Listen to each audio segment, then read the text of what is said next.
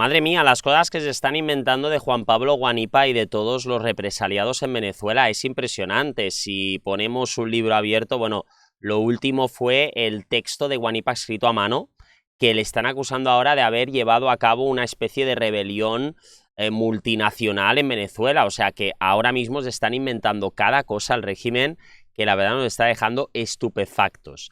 Vamos a estar viendo cómo la Catuar también está hablando de este tema, una cosa que evidentemente llevará a Nicolás Maduro tener que negociar, pero también han indicado que Cilia Flores, que por cierto decían que se quería separar, que se quería divorciar de Maduro, pero ahora, claro, sabiendo que hay traiciones dentro, como Diosdado Cabello, que se quiere librar tanto él como su hija a irse a Miami, venirse aquí a Miami, pues claro, ahí está el problema. El problema es que Maduro necesita cada vez más a su mujer que esté a su favor, prácticamente. Vamos a escuchar y vamos a ver este video de la Catuar, donde aquí hablan precisamente de este tema, ¿no? El debate abierto de si se están inventando cosas contra los represaliados. Vamos a escuchar. Precisamente el caso europeo, en la que esperan que haya una reacción muy similar a la que ha tenido, por ejemplo, Estados Unidos con decisiones que ha tomado contra el régimen de Nicolás Maduro. Por ejemplo, el caso ahorita más cercano, el tema de la licencia de Chevron. Sí, sí. Mira, yo creo que lo más importante es que hay plena conciencia de lo que está pasando en Venezuela. Yo creo que, además, la introducción de lo que fue mi presentación nos lo permitió mucho este tema de que la gente recordara lo que pasó del 28 de julio en adelante y todo lo que fue esa campaña.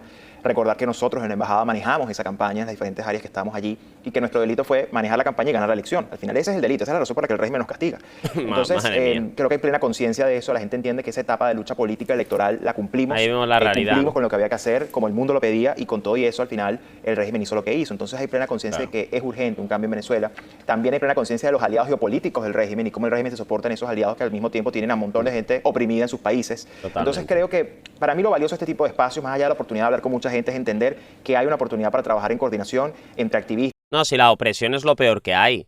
Y como bien ha dicho nuestro compañero, es que al final entre activistas, entre personas que están trabajando para evitar que todo esto se suceda, que no nos vamos a engañar. Yo creo que aquí hay una animadversión bastante grande, y esto es lo que está diciendo nuestro compañero también, en el sentido de la palabra. Es decir, ellos mismos están asegurando bueno, un debate abierto en el que dicen no, pero es que los represaliados tendrán que saber que se van a inventar cosas contra ellos. Por eso se necesita, claro, libertad internacional. Se necesita que Estados Unidos de América también contrate abogados para todas estas personas y los represaliados, que se vea que están mintiendo, que se vea que dentro del régimen se están inventando cosas en su contra. Lo más fuerte es lo de Guanipa.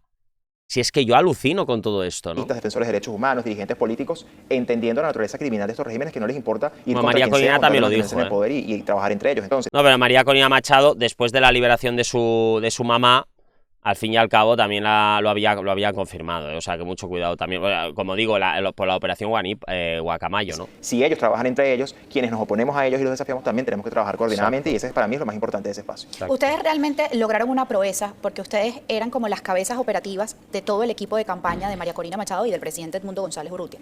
En tu caso particular eras el coordinador internacional de Vende Venezuela. ¿Cómo manejar eso desde el aislamiento dentro de la embajada? Tus compañeros nos han contado que incluso allá adentro ustedes no paraban de trabajar. Humberto me decía, por ejemplo, pasaba uno y no entendía porque yo a las 4 de la mañana estaba con una computadora. Tal cual. Entonces, ¿cómo, por ejemplo, el caso de las relaciones internacionales tan importantes en este trabajo para poder recuperar la democracia, cómo lo manejaste dentro de la embajada? Fue retador, porque tal cual como dices, cada uno estaba en lo suyo. Yo creo que entramos en un ritmo tan amplio y tan rápido de trabajo que no nos dábamos cuenta de la magnitud del trabajo que estábamos haciendo, pero al mismo tiempo era la manera de estar ocupados para no sentir ni pensar en la situación que estábamos viviendo. Cuando uno está ocupado, no hay nada mejor para este tipo de cosas que tener la mente ocupada. Y por eso trabajamos como máquinas, ¿no? Mi trabajo, digamos, tuvo varias etapas. Evidentemente, digamos, todo durante la campaña era mostrarle al mundo lo que estaba pasando con la campaña, ¿no? Y con nuestros aliados internacionales y trabajar en toda esa dinámica. Luego, a mí me tocó desde la embajada organizar toda la logística de los invitados internacionales del comando de campaña. Cuando te digo la logística, estoy hablando desde definir la lista, enviar las cartas de invitación, coordinar la logística, conseguir el hotel, buscar la manera de que llegaran. Claro. Hay que recordar que de los cerca de 60 invitados que llegamos a invitar, viajaron a Venezuela 40 y tantos y los 40 y tantos les prohibió la entrada al país, fueron expulsados. Pero bueno, toda esa logística y estar en ese monitoreo de qué pasaba con ellos y si podían entrar, si no podían entrar, todo eso se manejó desde allí. Luego, toda la denuncia del robo de la elección, del fraude, también se hizo de la estrategia internacional desde allí junto a... No, pero es que a ellos lo que les molesta más, o sea, cuando se habla precisamente de este debate abierto, realmente a Nicolás Maduro lo que le molesta más es que hayan periodistas que estén advirtiendo de toda esta situación. O sea, ya están advirtiendo de traición, ya están advirtiendo de quiebra, y eso es lo que se denuncia prácticamente, y eso es lo que al régimen le molesta, ¿no? a todo nuestro equipo fuera de Venezuela. Y por último, toda esta etapa de recorridos de Edmundo González Urrutia como presidente electo por varias partes del mundo, estas giras que hizo él por Europa, por América Latina, todo eso también tuvo un componente de definición, de conceptualización y de ejecución desde la embajada. Trabajo que no siempre se ve, pero que al final era muy importante porque era la dimensión donde probablemente teníamos la mayor capacidad de demostrar lo que había pasado y lo logramos. Entonces, si te pones a ver, eso era un comando de campaña en una embajada que nunca dejó de trabajar y que hasta los últimos meses, que fueron los más difíciles, porque ya sin electricidad, sin agua, ya pasamos a una dinámica casi que de supervivencia, era mucho más difícil concentrarse. Pero mientras pudimos, Una pena, la verdad. dimos todo por el todo allí. Ustedes de verdad superaron muchísimos obstáculos y a veces uno quien está afuera da todo por sentado, ¿no? Claro. Esa libertad, me lo has dicho en varias oportunidades, en estos minutos que apenas tenemos hablando, ha sido un show. Es volverte a acostumbrar al tema de la libertad. Es todo No, es que lo que dice la Catuar yo la entiendo perfectamente. Sí, claro, muchas veces nosotros damos siempre las cosas por sentado. Decimos, no, es que la libertad es una cosa que lo tenemos en nuestra sangre. Pero es que la pierdes en un momento, es decir, cualquier cosita que hagas, al final te la quitan y tú dices, hombre, pero es que, ¿qué he hecho? ¿Qué he hecho, no? Ostras, he informado, ¿no? Guanipa, un auténtico periodista, un auténtico hombre, ¿no? de la libertad. Claro, dicen, ¿qué he hecho? Si realmente lo único que he hecho ha sido luchar por la liberación de mi país. Por eso la Catuar yo creo que aquí es muy consciente también cuando habla y lo dice todo muy bien, porque dice, claro, me gusta mucho esa frase, ¿no? Como dice, damos por sentada la libertad, pero al final nos la quitan y no sabemos por qué, ¿no? Muchas veces. ese proceso en el que me tuve que acostumbrar. ¿Te sientes que saliste, a pesar de toda esta situación, más fortalecido a que como entraste a la embajada? Sin duda. Este tipo de experiencias, yo creo que uno decide cómo afrontarlas y sobre todo cómo te afectan, ¿no?